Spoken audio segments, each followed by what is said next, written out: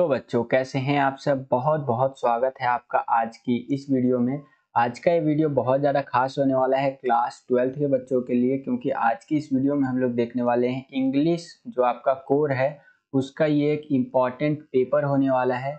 आपको तो पता ही होगा बच्चों, कल बोले तो आपका 13 मई 2022 को, ठीक है, इंग्लिश का आपका पेपर है। और इसके लिए हम लोग एक सीरीज चला रहे हैं जिसके अंदर हम लोग सैंपल पेपर कह लीजिए, प्रैक्टिस पेपर कह लीजिए, वो आपको कराते हैं।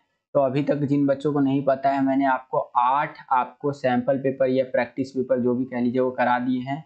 ये जो मैं आपको प्रैक्टिस पेपर करवा रहा हूँ ये प्रैक्टिस पेपर 9 है आपका, ठीक है। और इसके बाद एक और पेपर आएगा आपका प्रैक्टिस पेपर 10, जो कि रात के टाइम आएगा आपका 10वां पेपर, ठीक है। अगर आपने इन पेपर्स को कर लिया ये बहुत ज्यादा आपको फायदा देगा। जो आपका कल एग्जाम होने वाला है 13 मई 2022 के डेट पे, उसके अंदर है, ठीक है। इन्हीं सभी वीडियोस के माध्यम से हम चाहते हैं कि आप अच्छे मार्क्स प्राप्त कर सके। तो चलिए वीडियो को शुरू करते हैं, ठीक है। तो देखिए इंग्लिश कोर है आपका सब्जेक्ट, और यहाँ पर इस पेपर का जो कोड है आपका, कई बच्चे पूछते हैं तो मैं बता देता हूँ, 301 है पेपर का कोड आपका इस सब्जेक्ट। और साथ ही साथ मैं अगर बात करूं बच्चों, तो ये जो पेपर होगा आपका ये 2 घंटे का पेपर होने वाला है। और ये जो पेपर होगा आपका 40 नंबर का पेपर होगा आपका। जो आपका बोर्ड का पेपर कल का पेपर आएगा वो कुछ इसी तरह से आएगा, इसी पैटर्न में आएगा। आप यहाँ पर देख सकते हैं, यहाँ पर आपका सीरीज लिखा हुआ रहेगा, ठीक है। सेट 1 से लेके 4 तक होता है, तो यहाँ पर हम देख रहे हैं सेट 1। इससे पहले मैंने आपको जितने भी सेट आते हैं 1 से लेके 4 तक सारे करवा रखे हैं, तो आप उन वीडियोस को भी जरूर देखिएगा जो मैंने पहले करवाया है, ठीक है। ये यहाँ पर आपको कोड नंबर देखने को मिलेगा लिखा हुआ। रोल नंबर के लिए इस तरह से यहाँ पर सेक्शन दिया हुआ रहेगा, और कुछ बेसिक बातें यहाँ पर लिखी हुई रहती हैं। जैसे अगर हम लोग यहाँ आए तो आपको देखने को मिल जाएगा कि ये जो पेपर मैं आपको करवा रहा हूँ इसके अंदर आपको 12 प्रिंटेड पेजेस देखने को मिलेंगे। साथ ही साथ इस पेपर के अंदर आपको 6 क्वेश्चन टोटल देखने को मिलेंगे इंग्लिश कोर के अंदर। उसके बाद बताया गया है कि 15 मिनट का टाइम जो है आपको अलाउ किया जाता है इस पेपर को पढ़ने के लिए, समझने के लिए। और ये जो पेपर है आपको 15 मिनट के लिए पढ़ने के लिए कब दिया जाएगा, तो 10:15 पे आपको पेपर मिल जाता है। और 10:30 तक का टाइम, यानी कि टोटल 15 मिनट का टाइम आपको मिलता है पेपर को पढ़ने के लिए, अच्छी तरीके से जितने भी क्वेश्चन है उनको समझने के लिए। और उसके बाद ही आपको लिखना होता है, उससे पहले आपको नहीं लिखना होता है। तो ये सारी कुछ बेसिक बातें यहाँ पर बता रखा है। नीचे चलते हैं, तो नीचे यहाँ पर आपको जनरल इंस्ट्रक्शंस बता रखा है इस पेपर का, जिसको हिंदी में आप सामान्य निर्देश भी कहते हैं। तो जनरल इंस्ट्रक्शंस बहुत इजी है। बोला गया है कि ये जो पेपर है ये 3 सेक्शन के अंदर बटा हुआ होगा। पहला वाला जो सेक्शन होगा वो रीडिंग का सेक्शन होगा, जिसके अंदर पैसेज आपसे पूछे जाएंगे। दूसरा वाला सेक्शन जो होगा वो राइटिंग का सेक्शन होगा, जिसके अंदर इन्विटेशन और लेटर आएगा, जॉब लेटर वगैरह। तीसरा जो सेक्शन होगा लिटरेचर का सेक्शन, इसमें बुक से संबंधित आपसे क्वेश्चंस पूछे जाएंगे, चाहे वो फ्लेमिंगो वाली बुक हो या विस्टास वाली बुक हो। उसके बाद थर्ड नंबर पे बताया गया है कि जो भी क्वेश्चंस अटेम्प्ट करने हैं आपको, उनके लिए स्पेसिफिक इंस्ट्रक्शंस दिए गए हैं हर एक पार्ट के अंदर, ठीक है। यानी कि अलग अलग क्वेश्चंस के अंदर अलग अलग तरह के इंस्ट्रक्शंस यानी कि निर्देश देखने को मिलेंगे, उनको पढ़ करके ही आपको उत्तर देना है। तो चलिए हम लोग शुरू करते हैं। तो हम लोग आ गए हैं सेक्शन ए का जो पहला क्वेश्चन है आपका पैसेज वाला, उसके अंदर यहाँ पर बोला गया है कि read the passage and given below, यानी कि कहने का मतलब क्वेश्चन जो दिए गए हैं उनके उत्तर आपको देने हैं। तो यहाँ पर देखिए मैं कुछ नॉर्मल सी बातें बता देता हूँ कि ये पैसेज किसके ऊपर है। तो ये बच्चों के ऊपर है कि बच्चों को किस तरह से पीड़ा सहनी पड़ती है, प्रेशर वगैरह सहना पड़ता है, ठीक है। कि उनको अगर परफॉर्म करना है, अच्छा परफॉर्म करना है किसी भी लाइन में हो सकता है, ठीक है। तो इस तरह से यहाँ पर आप देख सकते हैं, इस तरह से आपका ये पैसेज दिया हुआ है, ठीक है। तो चलिए पैसेज से रिलेटेड डायरेक्ट हम लोग क्वेश्चन आंसर पे चलते हैं यहाँ पर बच्चों। क्योंकि देखिए पैसेज जो आएगा आपका वो चेंज होकर के आएगा, तो हम लोग पैसेज को ज्यादा ध्यान नहीं देंगे। जो आपको ज्यादा ध्यान देना है वो सेक्शन बी पे और सेक्शन सी पे ज्यादा ध्यान देना है। सबसे ज्यादा ध्यान आपको सेक्शन सी पे देना है। तो फिर भी हम एक आध क्वेश्चन इसका कर लेते हैं। जैसे कि पहले वाले क्वेश्चन के अंदर आपको इंस्ट्रक्शंस दे रखे हैं कि on the basis of your understanding of the above passage answer any 8 questions from the 9 given below. यानी कि यहाँ पर आपको 8 क्वेश्चंस करने हैं टोटल। एक क्वेश्चन आपका 1 नंबर का होगा और टोटल आपको 8 नंबर मिलेंगे अगर आपने 8 क्वेश्चंस को सही कर दिया तो। तो पहले क्वेश्चन का जो पहले में ए में पूछ रहा है क्वेश्चन, उसको समझते हैं कि how the interpersonal roles are perform by students, ठीक है। यानी कि छात्रों द्वारा पारस्परिक भूमिकाएं कैसे निभाई जाती है। कोई भी एक, यानी कोई एक बताना है आपको इस तरह से। तो हम लोग इसका जो आंसर निकाले हैं आपका कुछ इस तरह से होगा, ये पैसेज के अंदर से आपको निकालना होगा। इस तरह से आप यहाँ पर आंसर देख सकते हैं बच्चों, यहाँ पर आपको पैसेज के अंदर से ही ढूंढ करके लिखना है, ठीक है। अगर मैं बात करूं ये जो दिया हुआ है आपको, इसका हिंदी किस तरह से होगा, तो इस तरह से होगा कि एक प्रमुख ये कह सकते हैं एक मुख्य आदमी के रूप में भूमिका निभा सकता है एक छात्र, एक नेता के रूप में, एक संपर्क अधिकारी के रूप में, साथ ही मॉनिटर के रूप में, या फिर क्लास का रिप्रेजेंटेटिव हो सकता है, ग्रुप लीडर हो सकता है, ठीक है। तो इस तरह से एक कह सकते हैं इंटरपर्सनल रोल परफॉर्म किया जा सकता है, रोल परफॉर्म किया जा सकता है एक स्टूडेंट के द्वारा। अगर हम लोग बात करें दूसरे क्वेश्चन की, पहले का जो दूसरा क्वेश्चन है कि what are the attributes of good management, यानी कि अच्छे प्रबंधन के गुण क्या क्या है, एक अच्छा प्रबंधन किया जाए उसके गुण क्या क्या हो सकते हैं। तो the attributes of good management are management habits, skills, attitudes and values, ठीक है। सॉरी, यानी कि जो एक अच्छा प्रबंधन होता है ना, उसकी अगर हम लोग विशेषताओं की बात करें तो अच्छी आदतें हो सकती है, अच्छा स्किल हो उसके पास, उसका एटीट्यूड लेवल जो है वो अच्छा हो, उसकी दृष्टिकोण अच्छा हो, वैल्यूज अच्छी हो उसकी, ठीक है। तो इस तरह से आप कह सकते हैं। उसी प्रकार से यहाँ पर और भी क्वेश्चन आपसे पूछे गए हैं, यहाँ पर अगर आप पढ़ना चाहते हैं तो पढ़ सकते हैं। ये पैसेज से रिलेटेड क्वेश्चन है बच्चों, ध्यान रखिएगा। मैं आपको हर बार बोलता हूँ कि मैं अगर आपको 100 पैसेज भी करवा देता हूँ ना, तो इसकी गारंटी नहीं है कि एक पैसेज आपका पेपर में आ जाए, इसीलिए हम ज्यादा पैसेज पे ध्यान नहीं देते हैं, ठीक है। लेकिन फिर भी मैं आपको पैसेज अलग अलग तरह से करवाने का प्रयास करता हूँ, यहाँ पर आप देख ही सकते हैं कि फिर भी एक रफली आइडिया आपको लगता रहे कि किस तरह से आपको पैसेज करना है, ठीक है। तो यहाँ पर आप देख ही सकते हैं इस तरह से आपका पैसेज आया हुआ है, तो ये आप देख सकते हैं बच्चों। यहाँ पर लास्ट वाले क्वेश्चन में, पहले का जो आखिरी क्वेश्चन है उसमें पूछा गया है कि the term used for a detailed critical inspection study in para 4 is, paragraph 4 में जो टर्म यूज किया गया है क्रिटिकल इंस्पेक्शन के लिए, जो स्टडी है उसके लिए, तो उसके अकॉर्डिंग आपको आंसर देना है क्या टर्म यूज किया गया है आपका, तो सर्वे यूज किया गया है, ठीक है। तो इस तरह से हमारा पहला पैराग्राफ समाप्त होता है। दूसरा वाला पैराग्राफ में भी बोल रहा है कि आपको रीड करना है पैसेज को और जो क्वेश्चंस पूछे गए हैं उसका आंसर देना है। तो दूसरे वाले पैराग्राफ में मोस्ट ऑफ द चांसेस मेरे को लगता है कि आपका यहाँ पर फिगर आएगा, ठीक है। तो इस तरह से अगर आपका फिगर आ जाता है बच्चों तो आपकी तो बल्ले बल्ले है, क्योंकि जब भी फिगर वाला क्वेश्चन पूछता है तो आपके लिए बहुत ज्यादा आसानी हो जाती है बच्चों उसका आंसर देना, ठीक है।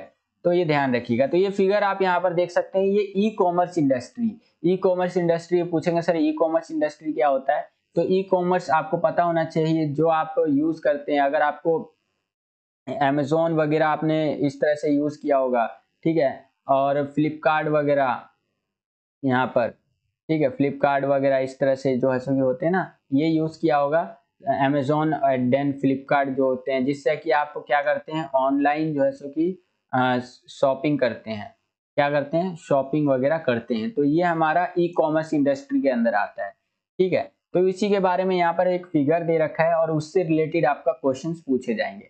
तो कोविड-19 में किस तरह से आपका कह सकते हैं ई कॉमर्स इंडस्ट्री को प्रभावित किया कोविड-19 के पैंडेमिक ने, ठीक है। तो इसी तरह से यहाँ पर देखिए पैराग्राफ है और इसी से रिलेटेड क्वेश्चन आपसे पूछे जाएंगे। तो देखिए दूसरे में क्या इंस्ट्रक्शंस दे रखा है कि based on your understanding of the passage answer any 6 out of the 7 questions, यानी कि आपको 7 में से 6 क्वेश्चन का आंसर देना है। एक क्वेश्चन 1 मार्क्स कैरी करता है, अगर 6 क्वेश्चन आपके सही होते हैं टोटल 6 नंबर आपको देखने को मिल जाएंगे, ठीक है। तो चलिए हम लोग समझते हैं बच्चों। दूसरे का पहला क्वेश्चन है आपका कि what made retailers and traders adapt the online culture, यानी कि जो रिटेलर्स है आपका, ठीक है, रिटेलर्स बोले तो खुदरा विक्रेता और व्यापारियों ने, ठीक है, उन्होंने ऑनलाइन संस्कृति को, ऑनलाइन जो कल्चर है उसको किस वजह से अपनाया है। तो क्यों अपनाया था, देखिए पहले लोग उतना ऑनलाइन तरीके से सामान बेचते या खरीदते नहीं थे, तो क्यों अपनाया उसका बात यहाँ पर समझिए। इसका आंसर है कि in order to fulfil the gap created with the lack of physical movement during the pandemic, यानी कि जब हमारा, आपको पता होगा बच्चों कोविड आया था, ठीक है, क्या हुआ था, कोविड जो है हमारा कोविड-19 ये आया था, कोरोना आया था। इस टाइम पे क्या हुआ था बच्चों कि आपका पूरी तरह से कह सकते हैं फिजिकल मूवमेंट जो होते हैं ना, कोई एक दूसरे से टच नहीं होना चाहता था, सामने भी खड़ा नहीं होना चाहता था। कोरोना का डर था। 2019 की बात कर रहा हूँ मैं आपको। 2019 में जब नया नया कोरोना आया ही था, मार्च अप्रैल की महीने की बात कर रहा हूँ, ठीक है, उस टाइम की। तो उसी टाइम पे देखा गया कि लोगों ने, जो रिटेलर्स होते हैं और ट्रेडर्स होते हैं, जो व्यापारी वगैरह होते हैं, ये लोग भी अपना सामान जो है ऑनलाइन बेचने लग गए। तो ये क्यों बेचने लग गए? क्योंकि महामारी के दौरान जो शारीरिक गतिविधियां थी ना, उनमें कमी पैदा हुई, ठीक है, जिससे कि लोग पहले शारीरिक रूप से चल करके आते थे और सामान खरीद के चले जाते थे, तो वो जो फिजिकल मूवमेंट होता था ये नहीं देखने को मिला और इसके बीच में एक बहुत बड़ा गैप हो गया, ठीक है। तो इसीलिए लोगों ने क्या किया कि लोग हैं यहाँ पर, उन्होंने अपना सामान जो है अमेजोन या फिर फ्लिपकार्ट पे डाला, ठीक है, और लोग आए वहां से परचेज किया, डिलीवरी बॉय आया और जो सामान है उसको डिलीवर कर दिया गया। तो ये जो है सो कि सक्सेसफुल हो गया यहाँ पर। तो इस तरह से यहाँ पर फिजिकल गैप को फुलफिल करने के लिए यहाँ पर चीजें की गई। ये सारा आंसर आपका दिया हुआ है उसके अंदर, पैराग्राफ के अंदर। अगला क्वेश्चन देखिए बच्चों। अगला क्वेश्चन है कि what does the researchers mean by changes in consumers habit, यानी कि जो उपभोक्ता है, यानी कि कोई भी चीज उपभोग करें, जैसे कि हम लोग है, ठीक है, हम लोग एक कंज्यूमर है, एक कह सकते हैं यहाँ पर उपभोक्ता है। तो हमारी आदतों में परिवर्तन से शोधकर्ताओं का क्या तात्पर्य है, यानी कि जो शोधकर्ता है, रिसर्चर्स है, ठीक है, तो उन्होंने देखा कि जो कंज्यूमर से उनकी आदतें बदल रही है। क्या आदतें बदल रही है? तो देखिए यहाँ पर ये आपका पैसेज के अकॉर्डिंग है कि changes in making purchases decision that has made digital shopping grow, यानी कि खरीदारी का जो निर्णय लेने का हमारे अंदर बदलाव आया है ना, जिससे कि डिजिटल जो शॉपिंग है आपका, ऑनलाइन जो शॉपिंग है, उसके अंदर जो है सो कि बढ़ोतरी देखने को मिली है, ठीक है। पहले हम लोग फिजिकली कोई बाजार में जाकर सामान खरीदते थे, आजकल लोग ज्यादा कोशिश करते हैं, कोई भी मोबाइल आज देख लीजिए, आज की डेट में अगर आपको मान लीजिए एक MI का मोबाइल लेना है, ठीक है, तो इसके चांसेस बढ़ जाते हैं कि आप एक दुकान में जाकर के नहीं लेंगे, ठीक है, एक दुकान में जाकर के नहीं लेंगे, आप क्या करेंगे, या तो अमेजोन पे जाएंगे, या तो फ्लिपकार्ट पे जाएंगे, या तो उसकी MI जो वेबसाइट होगी MI वालों की, वहां पर से आप परचेज करेंगे। क्योंकि यहाँ पर आपको ऑफर में मिल जाता है और सस्ता मिल जाता है, घर बैठे हुए मिल जाता है। लेकिन दुकान पे आपको जाना पड़ेगा, उससे बार्गेनिंग करवानी पड़ेगी, तो ये चीज नहीं हो पाता है, कंज्यूमर ऐसा नहीं करना चाहता है।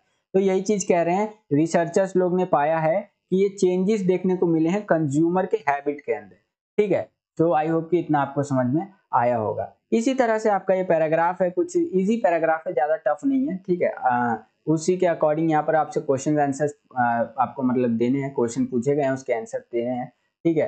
तो आप यहाँ पर देख ही सकते हैं, ये इस तरह से आपके हैं, ये मैंने पहले भी आपको करवा रखा है, ठीक है। तो यहाँ पर हमारा जो दूसरा क्वेश्चन था बच्चों, ये हमारा खत्म हो जाता है। अब हम लोग आ गए हैं सेक्शन बी। एक इंपॉर्टेंट सेक्शन है बच्चों, नोट कर लीजिए, राइटिंग वाला सेक्शन है। 8 नंबर के क्वेश्चन इस सेक्शन के अंदर पूछे जाएंगे आपसे, ध्यान रखिएगा, ठीक है। तो चलिए समझते हैं बच्चों। तो देखिए सेक्शन बी का पहला क्वेश्चन है, तीसरा क्वेश्चन। इसमें बोल रहा है कि यू आर शिवम कुमार, या फिर मतलब या तो आप शिवम कुमार है, या जो भी आपका, एक लड़की का एक लड़के का नाम दे सकता है, ठीक है। तो यहाँ एक लड़के का नाम दे रखा है, you are Shivam Kumar and you have been invited to the post selection party of your friend Om, ठीक है। Write a reply regretting your inability to attend the same, ठीक है, डॉट, इस तरह से। तो यहाँ पर वही है कि आप शिवम कुमार है और आपको अपने मित्र ओम की जो पद चयन है, यानी कि उसका कोई भी एक पोस्ट पे सिलेक्शन हो गया है, ठीक है, XYZ कोई भी पोस्ट हो सकता है, तो उसके लिए वो उसने एक पार्टी रखी है, उसके अंदर आपको आमंत्रित किया है, ठीक है। लेकिन आप जो है सो कि उसकी जो पार्टी में अनुपस्थित हो रहेंगे, ठीक है, यानी कि उसकी पार्टी में आप नहीं जा पाएंगे, ठीक है। इसके लिए आपको खेद प्रकट करते हुए एक कह सकते हैं रिप्लाई करना है, इस तरह से, ठीक है। तो इस तरह से आपको एक रिप्लाई लिखना है। यहाँ एड्रेस आप लिख दीजिएगा, D54 विजय विहार दिल्ली लिख दिया मैंने। एक डेट आप लिख सकते हैं, जैसे मैंने लिख दिया 13 मई 2022, ये आपका पेपर वाला डेट है, ठीक है। अब अपने दोस्त के नाम एक पत्र लिख रहे हैं, आपकी पत्र कह रहा हूँ, एक रिप्लाई लिख रहे हैं बेसिकली कि dear Om, many thanks for inviting me to attend your post selection party, यानी कि भाई मुझे इनवाइट करने के लिए आपका बहुत बहुत धन्यवाद, ठीक है। But I am sorry to say that I shall not be able to attend the same as, यानी कि आमंत्रित करने के लिए आपका बहुत बहुत धन्यवाद, लेकिन मुझे कहते हुए खेद है कि मैं इसमें शामिल नहीं हो पाऊंगा, ठीक है। आई shall be out of station next week. I shall miss this joyous occasion. I wish you all the best for the future. God bless you. Your truly Shivam Kumar. यानी कि मैं इसमें उपस्थित नहीं हो पाऊंगा या शामिल नहीं हो पाऊंगा, मैं अगले सप्ताह स्टेशन से बाहर हो जाऊंगा, यानी कि आउट ऑफ स्टेशन जा रहा हूँ, बाहर जा रहा हूँ, ठीक है। मैं इस खुशी के अवसर को याद करूंगा। मैं आपकी सभी मतलब आप जो है उसकी उज्जवल भविष्य की कामना करता हूँ, और आपका अपना शिवम कुमार कह सकते हैं, ठीक है। तो इस तरह से आपको एक रिप्लाई लिखना है, बहुत इजी है, 3 नंबर का आपका ये आ सकता है। आगे चलते हैं, अगला है, देखिए यहाँ पर फोर्थ क्वेश्चन आ जाता है। फोर्थ क्वेश्चन में आपका है कि आपको कोई एक अटेम्प्ट करना है यहाँ पर, चाहे आप ए वाला कर लीजिए या बी वाला कर लीजिए। ए वाले में ज्यादातर या तो आपका एप्लीकेशन पूछ सकते हैं, इसकी ज्यादा चांसेस है, जॉब एप्लीकेशन वगैरह। बी वाले में रिपोर्ट वगैरह आ सकता है, ठीक है। तो वही है, ए में चौथे का ए जो है इसके अंदर क्वेश्चन पूछ रहा है इस तरह से कि यू आर राहुल या फातिमा। आप अगर लड़के हैं तो आपका नाम राहुल है, अगर आप लड़की हैं तो आपका नाम है फातिमा। रेजिडेंट ऑफ डी 775 यानी 755 रोहिणी, आप यहाँ रहते हैं। You read the following advertisement in a newspaper, draft an application in response to the advertisement, giving your details resume. यानी कि आपने एक कह सकते हैं आपने एक अखबार पढ़ा, कोई सा भी एक अखबार हो सकता है, उस अखबार के अंदर ये जो आप यहाँ पर देख पा रहे हैं ना, ये आपको सिचुएशन वैकेंट का एक आर्टिकल देखने को मिला, ठीक है। ये सॉरी एडवर्टीजमेंट देखने को मिला, आर्टिकल बोल गया मैं, एडवर्टीजमेंट है, ये प्रचार देखने को मिला, ठीक है, एक तरह से। तो इसका रिस्पॉन्स करते हुए आपको क्या करना है, लिखना है एक जॉब एप्लीकेशन कि भाई मैं इसके लिए बिल्कुल ही परफेक्ट हूँ और मुझे इस जॉब के लिए रख लीजिए। क्या है ये जॉब, तो यहाँ पर आप देख सकते हैं कि एक इसको यंग और एक्सपीरियंस ग्रेजुएट चाहिए जिसकी इंग्लिश अच्छी हो, ठीक है, और हिंदी भी। ये किस वर्क के लिए मांग रहा है, रिसेप्शनिस्ट के लिए मांग रहा है, customer care booths of NCR group of hotels में, ठीक है, दिल्ली। आपको कांटेक्ट करना है मैनेजर को along with your complete CV. Complete CV मतलब रिज्यूम होता है आपका। With in 7 days of this advertisement, यानी कि 7 दिन के अंदर अंदर आपको कांटेक्ट करना है जब ये एडवर्टीजमेंट छपा है। और उसके नीचे देखिए, तो उसके नीचे आपका है कि यू आर श्वेता या शिवम, हेड है आप इस history club of ASN public school के, जनकपुरी के। आपके स्कूल ने ऑर्गेनाइज किया है heritage awareness programme in your school, create awareness regarding our monuments, ठीक है। Write a report on this programme in about 120 से 150 सब 5 नंबर का ये क्वेश्चन आपसे पूछ सकता है।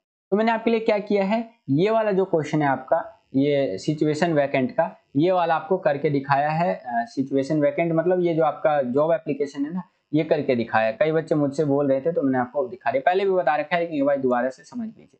तो आपको क्या करना है, अपना एड्रेस लिखना है D755, ठीक है, रोहिणी दिल्ली, ये आपका एड्रेस है। उसके बाद डेट लिख देंगे आप, जैसे 16 दिसंबर 2021 लिख दिया मैंने यहाँ पर। उसके बाद नीचे आएंगे तो आपको लिखना है द मैनेजर, किससे कॉन्टैक्ट करना था, मैनेजर से, NCR group of hotels Delhi, ठीक है। नीचे आएंगे फिर आपका सब्जेक्ट आ जाएगा किसके लिए है, तो application for the post of receptionist, यानी कि रिसेप्शनिस्ट के पोस्ट के लिए आप यहाँ पर एप्लीकेशन लिख रहे हैं, ठीक है। उसके बाद और नीचे आते हैं तो नीचे आपको क्या लिखना है, यहाँ पर आप देखिए कि सर या मैडम जो भी हो सकता है, लेकिन इसमें सर की बात कर रहे हैं तो हम लोग सर लिखेंगे यहाँ पर।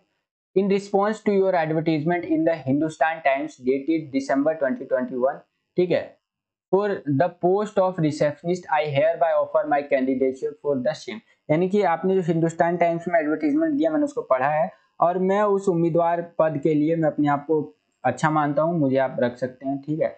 आई पोजेस, ठीक है, इस तरह से क्वालिफिकेशन जो है मेरी भी सही है, यहाँ पर एक्सपीरियंस हूँ। I want to join your hotel to fully utilise my potential, ठीक है, यानी कि मेरे पास योग्यता वगैरह अनुभव वगैरह सब कुछ है, मैं अपनी क्षमता का पूरा उपयोग करने के लिए आपके होटल में शामिल होना चाहता हूँ, ठीक है। उसके बाद नीचे चलेंगे तो इस तरह से आप लिख सकते हैं, या नीचे आप देखेंगे कि you may call me for an interview on any date as per your convenience, I shall be able to join my duties at 1 month's notice if appointed, I am enclosing my details resume for your perusal। यानी कि आप मुझे अपनी सुविधा के अनुसार किसी भी तिथि यानी कोई से भी डेट पर कह सकते हैं इंटरव्यू के लिए बुला सकते हैं, जो भी आपको सही लगे।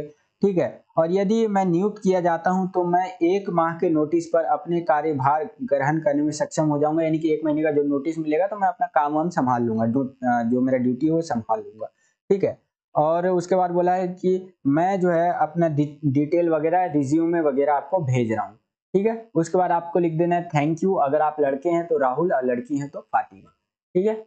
उसके बाद नीचे चलते हैं। अब देखिए इस बंदे ने अपना क्या किया है, इंक्लोजर डिटेल्ड रिज्यूम है, यानी कि इसने अपना रिज्यूम लगा दिया है। तो रिज्यूम आपको कुछ इस तरह से बनाना है, यहाँ लिख दीजिएगा रिज्यूम या बायोडाटा, कुछ भी आप लिख सकते हैं, ठीक है। उसके बाद नीचे आ जाएंगे तो वही नाम, father's name, date, age, age क्या है वगैरह वगैरह। तो नाम क्या है, अगर आप राहुल या लड़के हैं तो राहुल, लड़की है तो फातिमा।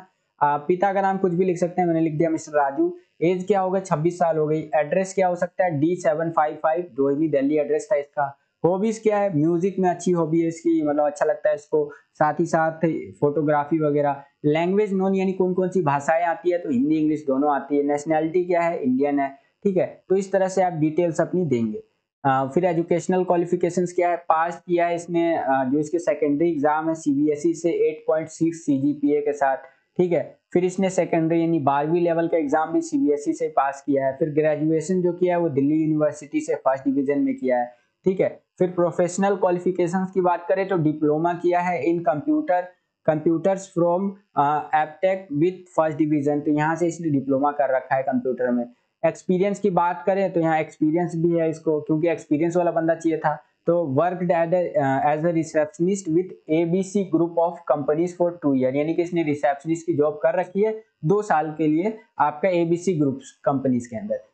एक्सपेक्टेड सैलरी क्या होगा, नेगोशिएबल है भाई, अपने हिसाब से आप नेगोशिएट कर सकते हो सैलरी।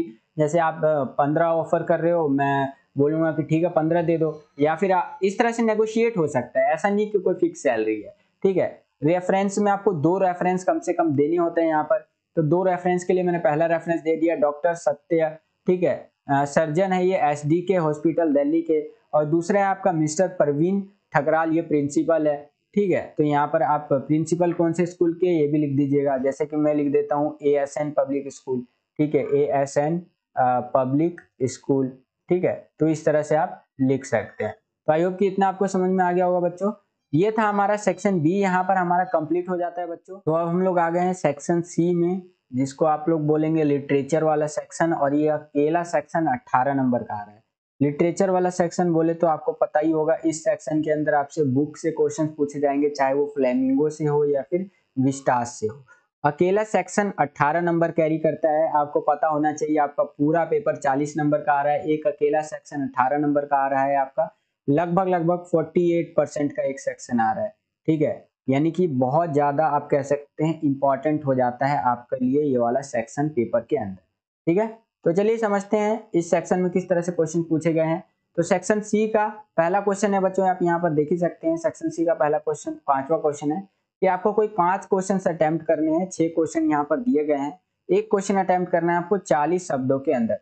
2 नंबर का एक क्वेश्चन होगा, अगर आप 5 क्वेश्चन सही से अटेम्प्ट कर लेते हैं तो टोटल आपको 10 नंबर यहाँ पर देखने को मिल जाएंगे। नीचे चलते हैं। 5वें का पहले में देखिए क्या पूछा है कि what is the message of the story the rat trap, यानी कि द रैट ट्रैप कहानी का संदेश क्या था, मैसेज क्या था। तो देखिए आंसर कुछ इस तरह से आप पॉइंट में लिखिएगा, ठीक है, कि Adela treated the peddler as if he was a captain, यानी कि एडला ने, जो एडला नाम की लड़की थी, उसने पैडलर के साथ ऐसा व्यवहार किया मानो कि वह एक कप्तान हो, एक कैप्टन हो, ठीक है। The paddler got the power to clear himself, यानी कि पैडलर को खुद को साफ करने का, या कह सकते हैं अपने आप को जाहिर करने का, ठीक है, एक शक्ति मिल गया, ठीक है। और उसके बाद लिख सकते हैं ये जो कहानी है द रैट ट्रैप एक मैसेज है, love and kindness are powerful reformers, ठीक है, यानी कि संदेश और प्रेम और दया शक्तिशाली सुधारक की कहानी है ये, ठीक है, जिसके अंदर पैडलर किस प्रकार से बदलता है, और वो भी सिर्फ एडला के व्यवहार के कारण। तो आई होप कि आपको इतना समझ में आ गया होगा, ठीक है। 2 नंबर के लायक आपको इतना ही लिखना है 40 शब्द के अंदर, ठीक है। थोड़ा और बढ़ा के चाहे तो आप लिख सकते हैं। दूसरा क्वेश्चन है कि how did synthetic Indigo become a problem for poor जैसे कि पेशेंट्स, यानी कि जो किसान थे उनके लिए, जो सिंथेटिक इंडिगो था यानी कृत्रिम नील जिसको आप हिंदी में कह सकते हैं, वो किसानों के लिए कैसे एक समस्या बन गया। तो देखिए इस तरह से आंसर आप यहाँ पर लिख सकते हैं कि द जो पेशेंट्स थे used to pay indigo as a rent to the British landlords, यानी कि किसानों को, ब्रिटिश जमींदारों को नील जो होता था ना, यानी कि जो इंडिगो होता था, उसको लगान के रूप में, जिसको आप रेंट के रूप में कह सकते हैं या टैक्स के रूप में एक तरह से कह लीजिए, देना पड़ता था। तो ये एक प्रॉब्लम थी। साथ ही साथ synthetic Indigo was a developed manual, यानी कि इस बीच सिंथेटिक इंडिगो विकसित किया गया था इसी बीच में। और उसके बाद लिख सकते हैं कि British landlords want money as a compensation, ठीक है, कंपेंशन, यानी कि ब्रिटिश जो जमींदार थे वो मुआवजे के रूप में क्या चाहते थे, पैसा चाहते थे, ठीक है। तो ये सिंथेटिक इंडिगो कुछ इस प्रकार से जो किसान थे उनके लिए प्रॉब्लम बन गया था। उसके बाद आगे लिख सकते हैं आपकी, did the peddler respect the confidence reposed in him by the crofter, यानी कि जो आपका पैडलर था, क्या उसने क्रॉफ्टर द्वारा उस पर दिखाए गए विश्वास का सम्मान किया? तो इसका आंसर है नहीं, नो। क्यों नहीं किया? तो देखिए यहाँ पर आप ध्यान से समझिए, नहीं किया, no, the peddler did not respect the confidence reposed in him by the crofter, he broke his trust as the very next morning he picked the 30 kroners the evil him forced him to do so, यानी कि उसका अंदर का जो एक कह सकते हैं ना एविल वाला एक जो था ना शैतान, उसने इसको फोर्स किया इस तरह से करने के लिए। तो देखिए जो पैडलर था ना वो क्रॉफ्टर का विश्वास का सम्मान नहीं किया। पैडलर ने क्रॉफ्टर पर उससे दिखाए गए विश्वास का सम्मान नहीं करते हुए इसने अपना भरोसा तोड़ा, ठीक है। उसने क्या किया, अपना भरोसा तोड़ दिया उसके ऊपर, क्योंकि अगली सुबह उसने 30 जो क्रोन्स थे ना वो उठाए और उसके अंदर की बुराई ने उसे ऐसा करने के लिए मजबूर किया था। तो इस तरह से आप यहाँ पर लिख सकते हैं। आगे चलते हैं बच्चों, अगला क्वेश्चन देखिए ध्यान से। चौथा क्वेश्चन है कि validate John upkides updix open ended title should wizard hit mummy, यानी कि आपका जॉन जो अपडाइक है, ठीक है, अपडाइक्स के ओपन एंड शीर्षक, यानी कि जो आपका शुड विजार्ड हिट ममी है, तो उसको आपको क्या करना है, ये बताना है, इस तरह से मान्य ठहराना है कि क्या जादूगर को माँ को मारना चाहिए था, शुड विजार्ड हिट ममी। तो आंसर कुछ इस तरह से आप यहाँ पर लिख सकते हैं, देखिए इस तरह से कि the story title is a question that suggest agreeing with Joe who believes in justice for the skunk or father who believes that mothers cannot but seem right. The authors leaves it open-ended for the reader to allow flexibility and creating insight, ठीक है। और भी कोई other इसका valid purpose हो सकता है, यहाँ पर ध्यान रखिएगा, ठीक है। यानी कि इसकी अगर हिंदी की मैं बात करूँ तो कहानी का शीर्षक एक प्रश्न है, एक क्वेश्चन के ऊपर, ये जो कहानी का टाइटल है ना, शुड विजार्ड हिट मम्मी, तो ये खुद ही एक अपने आप में ही ना टाइटल के साथ साथ ये क्वेश्चन भी है, ठीक है। जो कि जो था ना, मतलब जो नाम की जो लड़की थी उसके साथ सहमत होने का सुझाव देता है कि जो बदमाश के लिए न्याय में विश्वास करता है या पिता जो मानता है ना उसकी माता गलत नहीं कर सकती है, ठीक है। दोनों ही सही है, लेकिन आप कह सकते हैं लचीलेपन और रचनात्मक अंतर्दृष्टि की अनुमति देने के लिए लेखक इसे पाठ के लिए खुला छोड़ देता है, ठीक है। यानी कि आपके ऊपर है कि आप इसको कैसे मानते हैं, तो इसीलिए लेखक ने इसको पूरा ओपन छोड़ दिया है, ठीक है। और भी कोई वैलिड पॉइंट हो सकता है, आप अपने हिसाब से लिख सकते हैं। अगला क्वेश्चन देखिए बच्चों, पांचवा क्वेश्चन है कि what made the peddlers accept Adela Willmann's invitation, यानी कि किस वजह से पैडलर ने एडला विलमैन्स के निमंत्रण को स्वीकार कर लिया। तो यहाँ पर देखिए किस वजह से किया था। Adela started by sympathizing with the vagabond that he was going through a hard time, यानी कि एडला ने आवारा के प्रति सहानुभूति जताते हुए शुरुआत की कि वह एक कठिन समय से गुजर रहा है, जो आपका पैडलर है वो, ठीक है। She was compassionate and benevolent. Her manner was friendly. That the vagabond felt confident. ठीक है, यानी कि वह दयालु और परोपकारी थी उसका तरीका दोस्ताना था कि वह आवारा आत्मविश्वासी महसूस करता था। जो आवारा था ना वो आत्मविश्वासी महसूस करता था। She instated that he could leave at his will after spending Christmas with them because of her friendly request. The peddler accepted her invitation। यानी कि कह सकते हैं आप कि उसने जोर देकर कहा कि वह उनके साथ क्रिसमस बिताने के बाद अपनी मर्जी से जा सकता है, और उसके दोस्ताना अनुरोध के कारण पैडलर ने उसका निमंत्रण स्वीकार कर लिया। ठीक है, तो इस तरह से आप कह सकते हैं कि जो पैडलर था उसने एडला विल्मेसन के निमंत्रण को स्वीकार कर लिया था। ठीक है, तो आगे चलते हैं। के क्वेश्चन आपको समझ में आया होगा। मेरी प्रोनाउंसिएशन थोड़ी सी वीक है तो एडजस्ट कर लीजिएगा। ठीक है, अगला है कि छठा कि why does Derry go back to Mr Lamb in the end. यानी कि आप कह सकते हैं डेरी अंत में मिस्टर लैम के पास वापस क्यों जाता है। तो आंसर कुछ इस तरह से लिख सकते हैं कि actually Mr Lamb has taught Derry is most important lesson of life. यानी कि दरअसल जो लैम था उसने जीवन का सबसे महत्वपूर्ण पाठ जो है डेरी को सिखाया। He advise him not to care about the comments made by others. यानी कि उसने सिखाया कि वह दूसरों के सलाह मतलब उसने उसको बताया कि वो दूसरों के द्वारा जो उसके ऊपर कमेंट करता है ना, कोई भी उसके कमेंट करता है कि तू ऐसा है तू वैसा है, तो उसकी परवाह ना करे वो। ठीक है, उसके बाद बताया कि he now no longer cares about his burn face और लुक्स। यानी कि उसे अब अपने जले हुए चेहरे जो था या रूप की परवाह नहीं है। ठीक है, he is more concern what he thinks and feels what he want to hear and see. He return to Mr Lamb. यानी कि अब आप कह सकते हैं कि वह क्या सोचता है और महसूस करता है, वह क्या सुनना चाहता है। उसके बाद था आप यहाँ पर कह सकते हैं कि उसे अब अपने जले हुए चेहरे या रूप की परवाह नहीं है, वह अधिक चिंतित है कि वह क्या सोचता है और महसूस करता है, वह क्या सुनना और देखना चाहता है। ठीक है, यहाँ पर डेरी की बात कर रहा है। अब बोलेगा कि वह मिस्टर लैम के पास इसीलिए लौटता है।